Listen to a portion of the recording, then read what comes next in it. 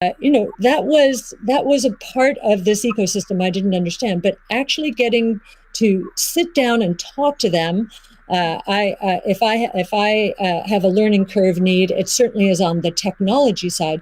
But in terms of talking to them about economics, economic theory, failed monetary regimes historically, they know economic history, many of them, better than anyone I've ever met.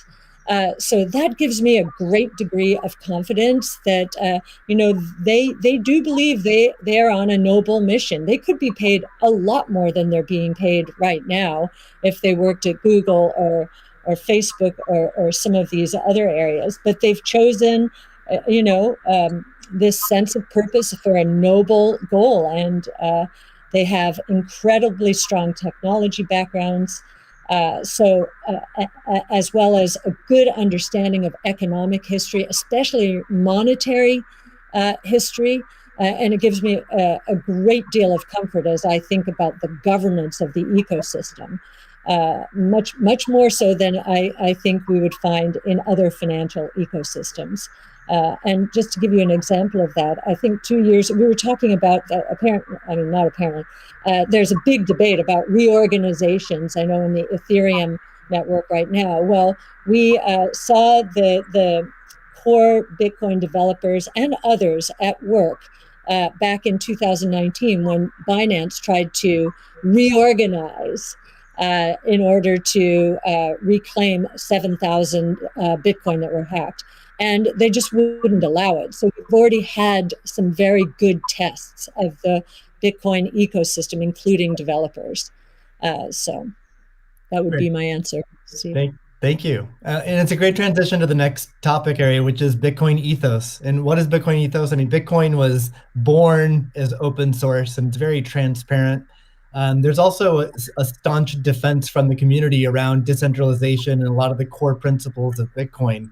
So let's talk a little bit about that and what makes it special. Jack, Square has done a lot to support open source Bitcoin. Can you tell us a little bit about what Square has done and what advice you'd have for other institutions looking to follow in its footsteps? Yeah, I mean, I was very skeptical of corporations when I was a kid, and I'm still skeptical of corporations today. And as we've used corporations to be, they've been great vessels for what we need to do and the ideas that we need to bring to the world. But Bitcoin is not that. And when we were considering Bitcoin and how Square intersected, I was really concerned with how we don't disrupt the community in a negative way, how we promote what is amazing about it, and how we help it grow in that way, in the way that it wants to. So we created your team, Steve, which is Square Crypto, which is hiring open source developers to work on whatever they want and whatever they think is most important to help Bitcoin. We created an organization called Copo, which we gave up all of our crypto patents so that the community can use them in defense against trolls and some crazy characters we won't name. And we continue to find ways that, following that Bitcoin path, we're going to create a hardware wallet. We're probably going to do a lot more in hardware.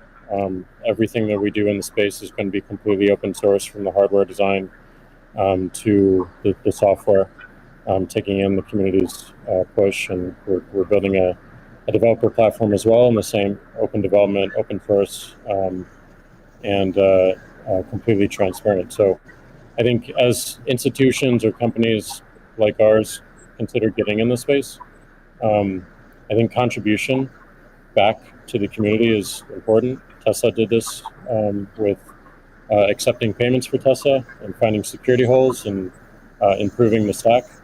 And as I said before, we can't just see this as an asset that we own and an investment vehicle. This is something that has the potential to change everything and make the lives of everyone on this planet better in some small, maybe marginal way, but those margins will be meaningful as they compound over time. Great.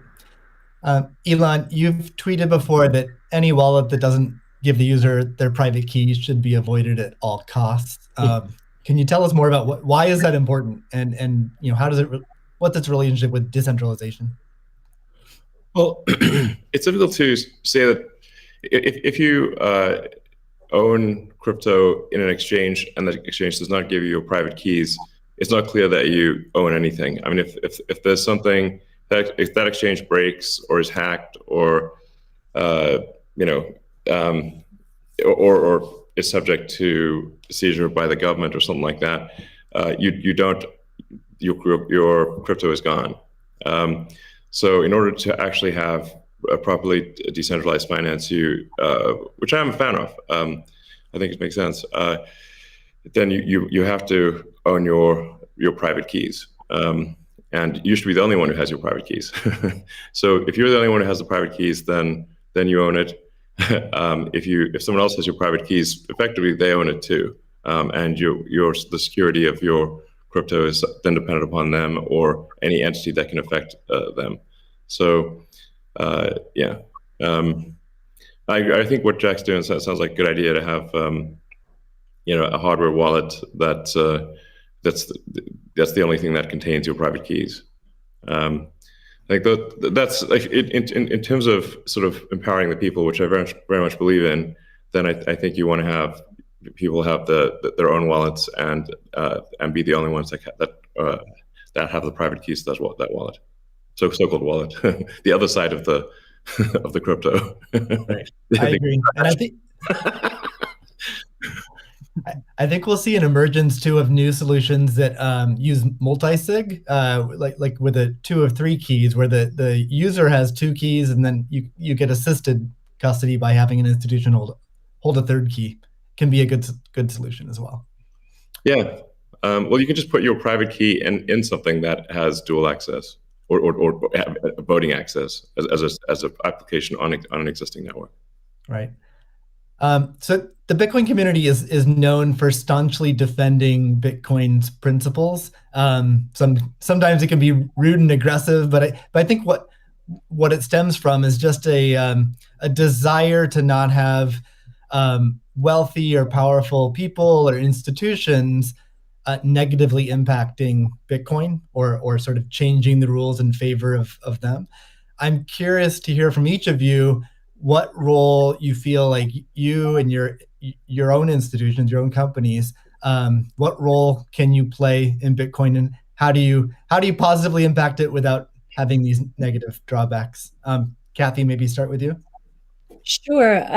Yes. Well, ARC has stood for 2 things: democratization and transparency. We're the closest you'll find to a venture capital fund in the public equity markets, and I kind of feel that Bitcoin, or we have Bitcoin's DNA from that point of view. One of the things in terms of democratization is education. We have one of our missions, values, is to educate, and I do believe that that some of Yassine El-Mandra's white papers — Yassine's our lead crypto analyst, who's worked very closely with you, Steve, on this conference, are helping the cause. We've done, and not only for retail investors, we found that we had to do a bit more when it came to institutional investors, just because of the way that they invest and the way they like to receive information. So just like in our investments, we've been the retail community has been more attracted to us first, and now the institutional community is coming along. So I do think our transparency of research, especially in the social world, social media, pushing our research out for free to anyone, is part of our way of helping the community. And I do think encouraging, and this is something that Jack just said, I would encourage the support of the Bitcoin core developer community. As I said before, it's amazing to me, having gotten to know some of them, how strong their sense of purpose is here. And so we'd like to be a helpful in making that happen as well. That's great. Jack, how about you? How do you view your own personal role and the companies you run? I think my own personal role through the companies I run is to really push for more decentralization, like at everything that we intend to do with the wallet, being non-custodial, building a developer platform, focusing on non-custodial solutions. On the Square side is important, being completely open development and open source, but I also think it's important on the Twitter side as well. My biggest focus right now is on a decentralized social media protocol. We're calling it Blue Sky. It's super early, but we've learned a lot from what makes Bitcoin Bitcoin and why that's important. I've learned a lot in that sense as well. And I think, just continuing to push on that thread and show it with our actions every single day in support of this community that's taught me so much and I think will benefit so many people.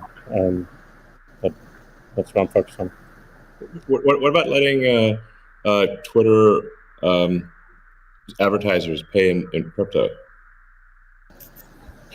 Yeah, I mean, I think enabling anyone. I mean, as you know, Elon, like if we had Bitcoin or a native currency for the internet before Twitter started, like it just creates so many different business models that we wouldn't have to be so dependent upon advertising generally. And sure. I do believe that that we have them, any form of payment that they want to use, we should be able to take. So absolutely, but I'm more focused on like how do we create economic incentives in the network itself without having to rely on advertising. Yeah, it's just that the money has to come off of the crypto so-called coins, the hash strings have to come off and get translated into real products and services. So the more sort of off-ramps there are to real products and services, even at the institutional level, although I mean there are certainly many small advertisers on Twitter, it seems like accepting Bitcoin, maybe some other cryptos for advertising payments on Twitter would be supportive of Bitcoin. 100%, and also looking at just general commerce through Twitter itself. That was great. Sorry, what, Elon? I was asking Jack if he's going to do it. Oh. Can we get a product announcement today?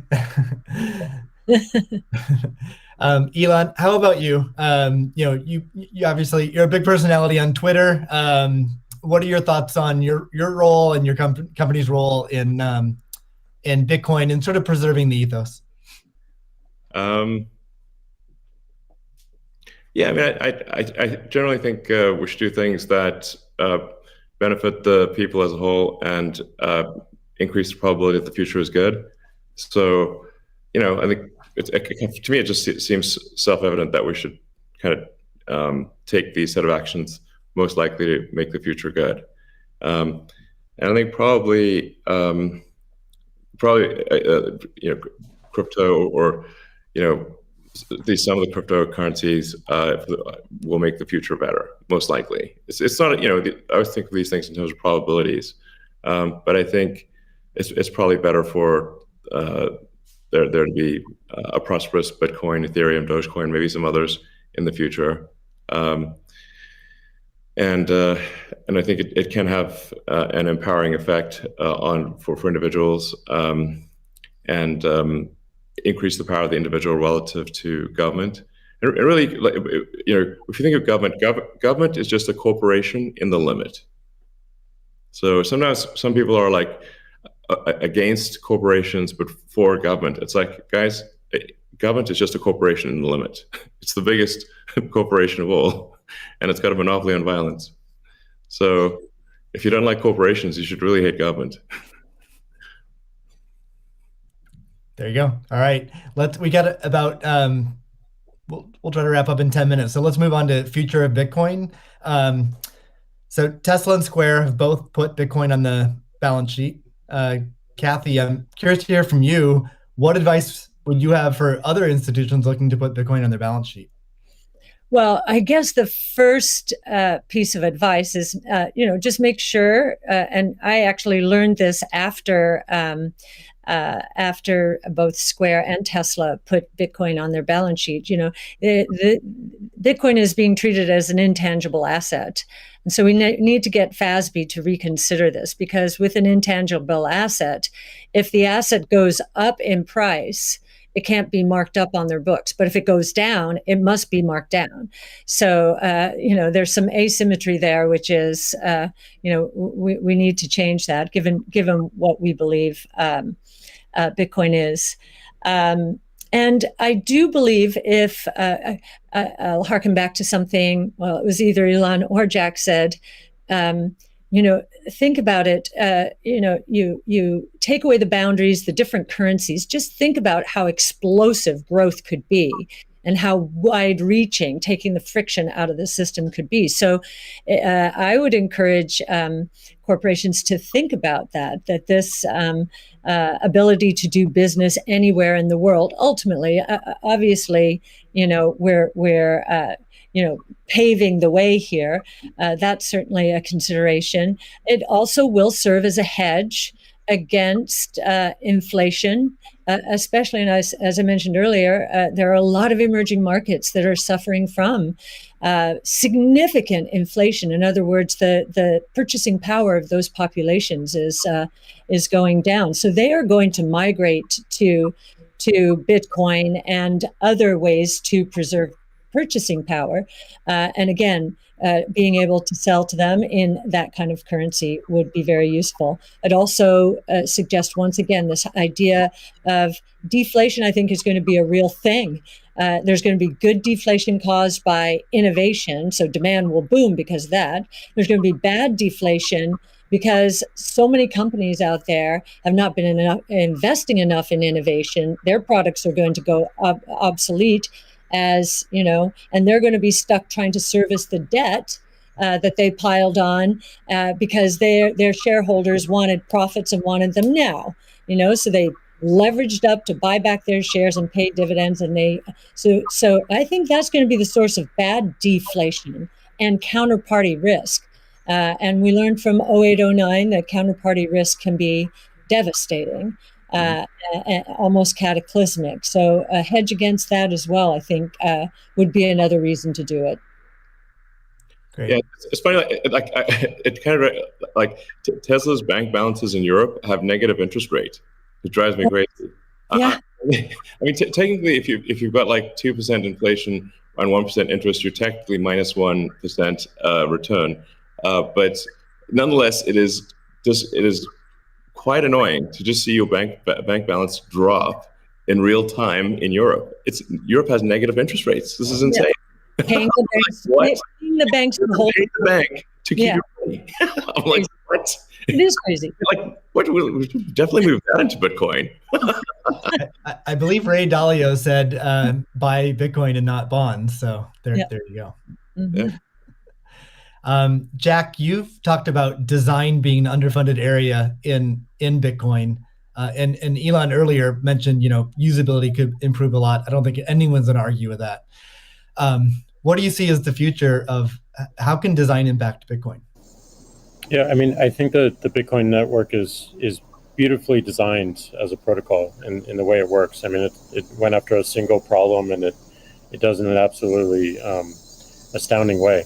But I think the endpoints of people getting into it is still a little bit confusing. So I think the more energy we spend on wallets and making sure that the wallets are simple and accessible and they're non-custodial as well.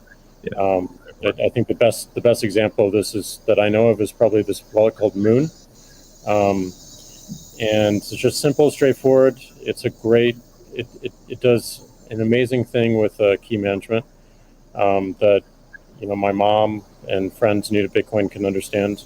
Does amazing in storage, and it also has a very clever implementation of Lightning, so that you can use it in a transactional way without having to think about it, just with QR codes in a way that makes sense. So more work like that, I think, really brings us forward.